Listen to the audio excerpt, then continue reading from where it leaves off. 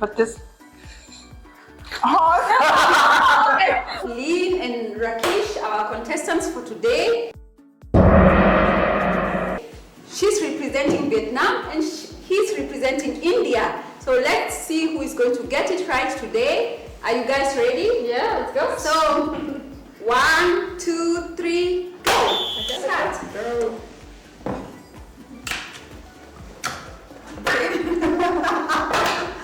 She's already started. You have 15 minutes only. Where do we have a timer? Do we have a timer? Yes, we have a timer. Okay, you tell us in between. Yes. Okay. I'm winning the award for the messiest cook. Rakeesh, tell us about India. Well, I would say it's like the supermarket of religions. You'll find anything there, anything and everything, all kinds of stuff. Yeah, if you really want to discover the food, then pick a region, north, south, east or west, and just try to spend as much time as possible, because regional Indian food is like, is very different. It changes every 100 kilometers almost. And if you want to try stuff, then you really need to go, stay in that region, spend some time, and then you're going to get some good things. Because India is huge. Yeah. And Linh? Yeah. Tell us about Vietnam. Vietnam, interesting place. The interesting and the best part of Vietnam. Best part of Vietnam, I think people are very like open-minded, in a way more like outgoing. Like I think Vietnamese people are very interested in you. It's a part of the culture actually. Like it's really common that people will ask you anything about your socio-economic status. It's very connected to our language, because our language is really like depends like what type of relationship do I have to you. It's very important of how like we kind of relate to each other in a conversation. So like you'll have somebody asking you right away, first 2 seconds, like what's your name, how old are you married, how many kids do you have, like all this kind of stuff, which is not really common in most countries. I think wouldn't you say that's an Asian thing to do? Like you'd probably get the same in India too, for sure.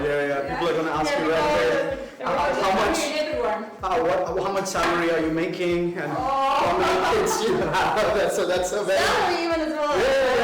So they go deep. They want to ask everything. Yeah, they're just, I think, very curious people, and it's like a nice way of getting to know each other.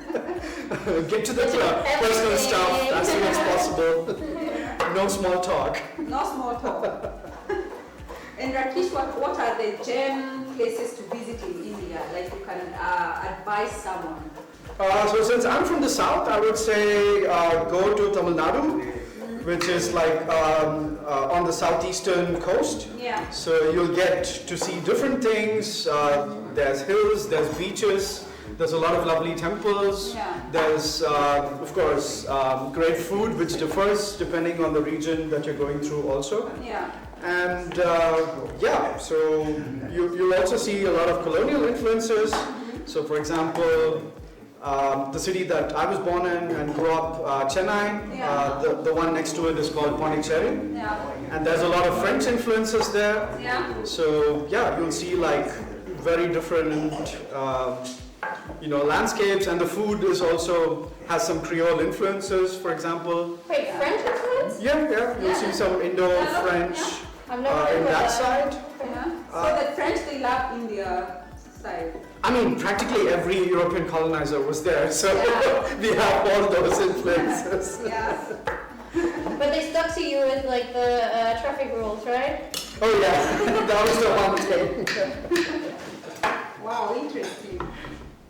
And Vietnam is a very touristic country, Very what, sorry? Touristic. Touristic, but the good thing is, like, I mean, I spent like 6 weeks this year there, and compared to other countries, I feel like we really saved our culture. Like, it's been touristic for 20 years, but it's it did well. Like, interesting oil. I feel it helps mix better. We're already going with that one. Places, hidden nice places. Oh, the hidden gems. Good question. I really like, the north is supposed to be really is very nice because you have really nice nature. Yeah. Plus you have a lot of ethnic groups there. Yeah. So you get to also see like indigenous people there. Oh. So yeah. And then my favorite, I haven't explored that much in the north, honestly. For the south, it's really, like for example, also we have different flavors in the south. They cook more spicy and more sweet there. And then my favorite is actually Hoi An. It's like a small town in central Vietnam. It has a beach. It's very known for its famous herbs. So they have like these herbal gardens there, and yeah, the herbs there are just. And I mean Vietnam is also really known for the food. I think it's quite famous. Everybody loves food. You always get umami. So yeah. And Rakeesh, about the famous wedding. The great Indian wedding. Yes, the great that went for days. How many days? How many days did it go?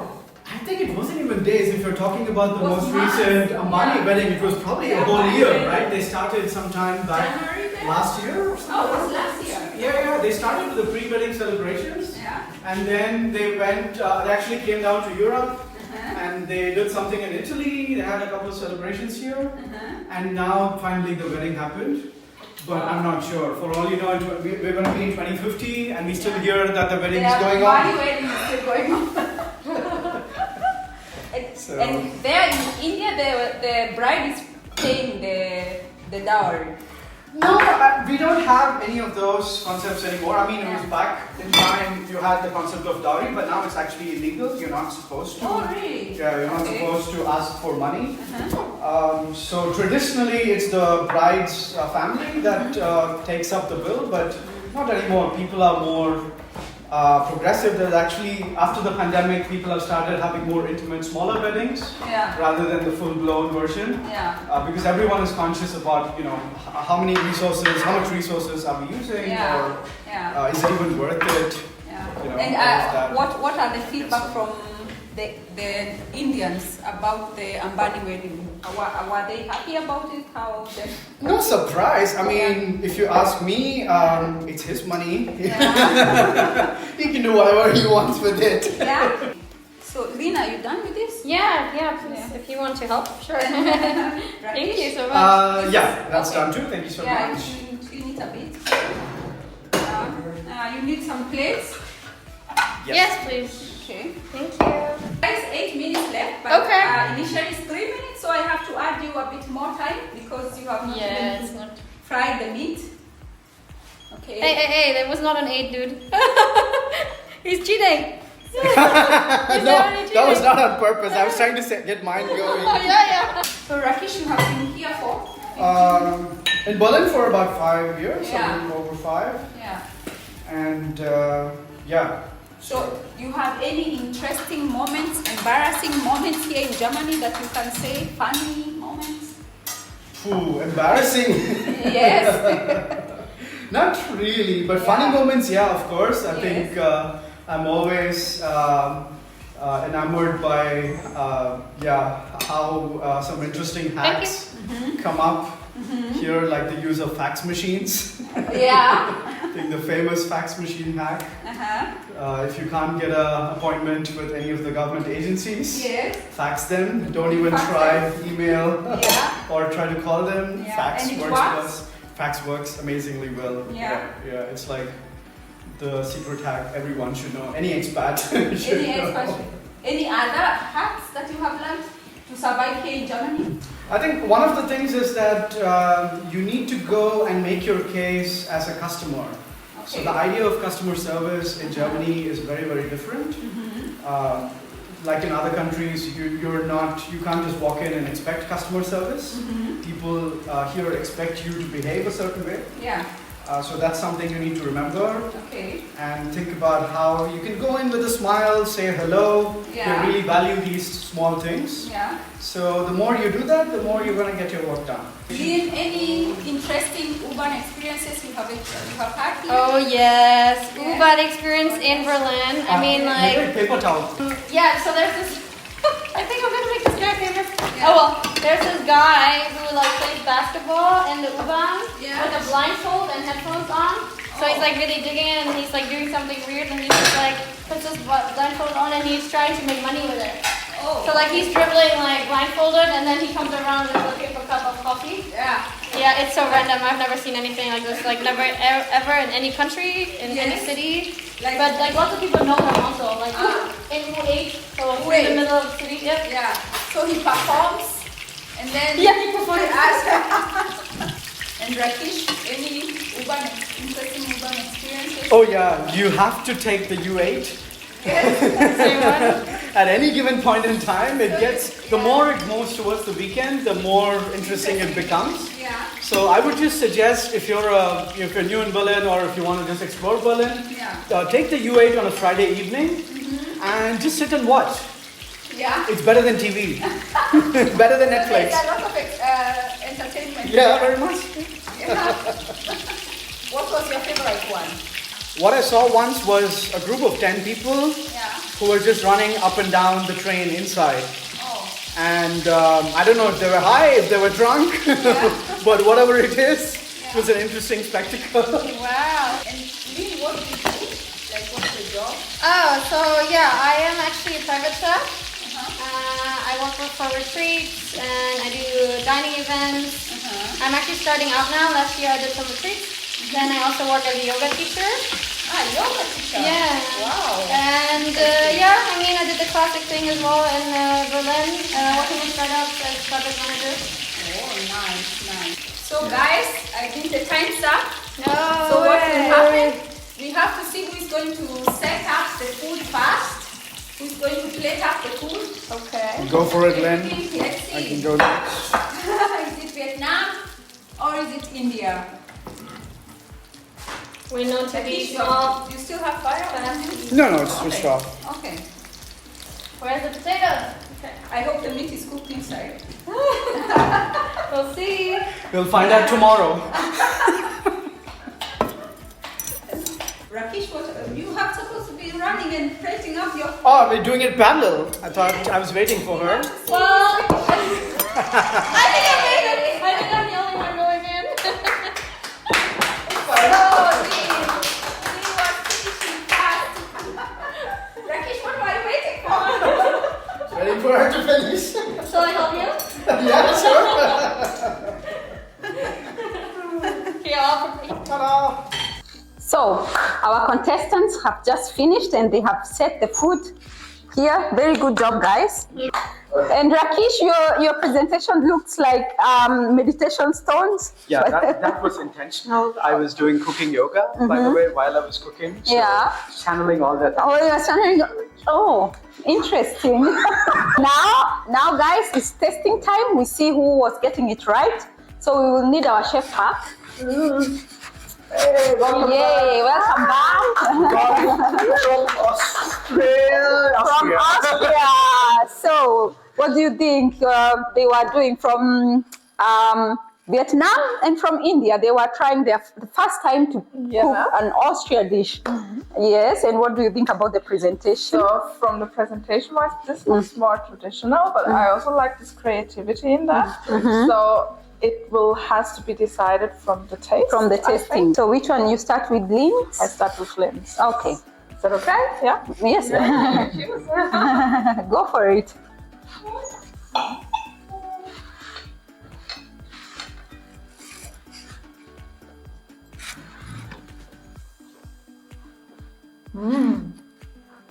I like it. Yeah? So we go to Rakeesh. Yes. How can I cut it? You might have to take maybe the first one down and then, yeah, exactly. Yeah. You are destroying the That stones. makes sense. That's okay. The meditation. The yoga is still in there.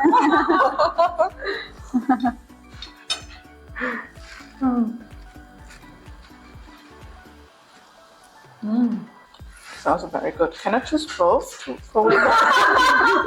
No, It's a draw. you have to choose one. You have to go with one. Which one is tasting better? You can have another try. So hard. So hard. I think this is better well done. But this. It's so hard to decide. Yeah. But I think I have to go with Linh because she was faster. Yeah. True. And you missed the mention that Linh was forgetting an egg. Oh yeah, that's true. So now I have to choose Rakeesh, right? So But you didn't taste it. You didn't taste it. Was it affecting the taste? You didn't taste it. Well, this is a little bit softer, Yeah. so that's probably because of the egg. It's a little Okay. bit softer. So was not making a big difference. No, even not- when not we too missed much. The egg. Yeah. Okay. Leave the egg Okay. out. Yeah, so I give it up to Yeah. Linh. Oh.